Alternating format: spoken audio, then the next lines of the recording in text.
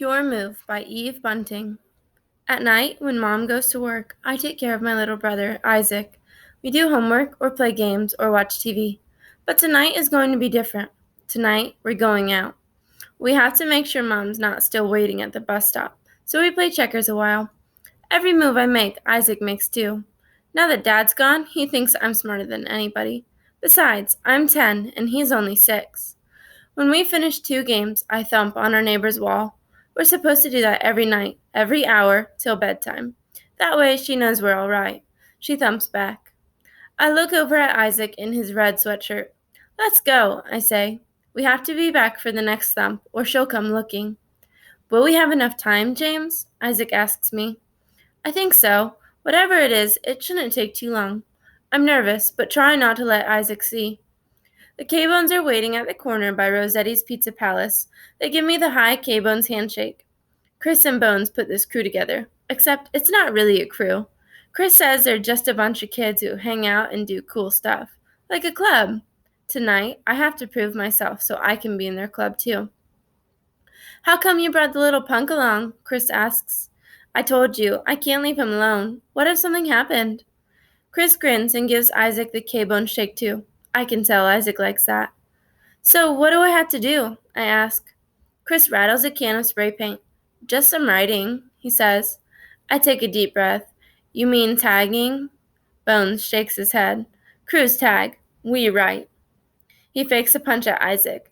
Isaac likes that too. You know the sign on the 405? Chris asks me. I don't know which sign he's talking about, but I nod anyway. Isaac nods too, though he knows even less.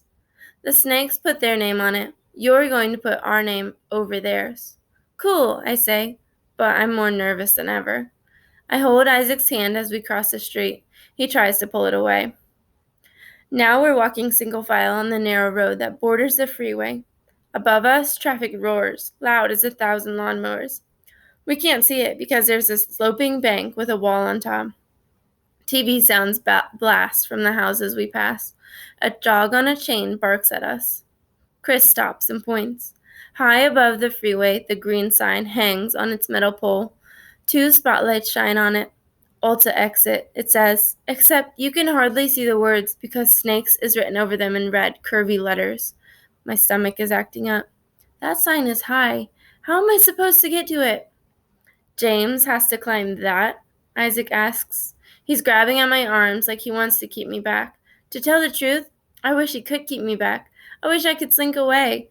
But how can I? I'm here to prove I'm tough enough to be in K-Bones. We climb the bank, which is covered with shrubby plants. But James, there are tears in Isaac's eyes. I'll be okay, I say. Remember the school picnic when I climbed that cliff? Yeah, but... I hand him my jacket. Hold this. Bones gives me the can of spray paint, and Chris boosts me up on the wall. It shakes and jolts as the traffic goes by. It's a miracle this wall is still standing. It must be made of steel or something. See that electric box halfway up the pole? Chris shouts. Stand on that. I shinny up the pole, slide back, go up again. The pole slams and shakes under my hands. A jumping jackhammer probably feels like this. My foot finds the electric box, and I drag myself onto the platform. I cling to the sign. Wind lifts my hat, balloons my shirt. Below me, the chain of headlights goes on forever. I make myself look down and back.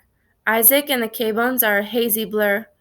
My fingers are so numb I can't make the paint spray out of the can. When it does, the whoosh blows back on me. But now I'm writing K-Bones, looping the letters over the ones already there. I'm doing it left-handed because I'm clinging to the sign with my right arm, and I've got my eyes closed so the paint doesn't get in them. When I reach the S, I look. I can read it! Yeah! I drop the can on the bank and slide down the pole. Bones and another guy hoist me off the wall. It's a good thing, because I couldn't have jumped. I lean back. The wall is so solid. So is the ground. Isaac's holding my legs and crying his head off. I thought you were going to fall, he says. Nah. I'm suddenly so cool. I take my bunched up jacket. The guys push me around, shouting, Great, man, and stuff like that. We're up, Chris says, but we gotta get out of here fast. Somebody could have called us in. I grab Isaac's hand and we start running. I'm looking back at the sign. Do you do this a lot? I ask Chris, panting out the words because we're running so hard. He flashes me a grin that I can see clearly in the streetlights. Sometimes we play the take it game. You know, take it from the mini market, take it from Bates Drugs. You mean steal? No, it's a game. You're pulling me too fast, Isaac whines, and I slow down a little. I'm not feeling too great about getting him mixed up in this. I should have known the kind of stuff the K-Bones do. I'm not that dumb. Maybe I did know, but I wanted to be in with them. Suddenly, everyone stops. Snakes! One of the K-Bones yells. The guys in front of us are all wearing black. They're big. Maybe they're even in high school. K-Bones rule, Chris calls out, but his voice is as rattly as the freeway pole. Not for long, one of the snakes says, and I'm thinking, okay, they're going to go right back up that pole and write over what I just wrote. Then the K-Bones will come back and... Run! Go! They've got a gun! Bones shouts. A gun? I've never felt my heart slide around the way it's sliding now. We're all running. I'm dragging Isaac because he's so slow. The K-Bones are way ahead. Then I hear a shot.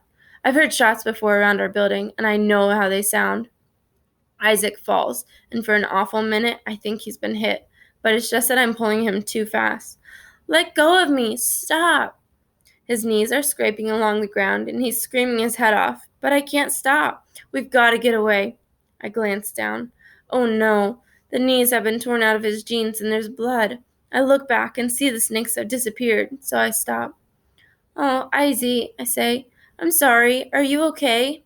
I crouch down beside him. That's when he sees the blood, and that's when he really starts screaming. Blood!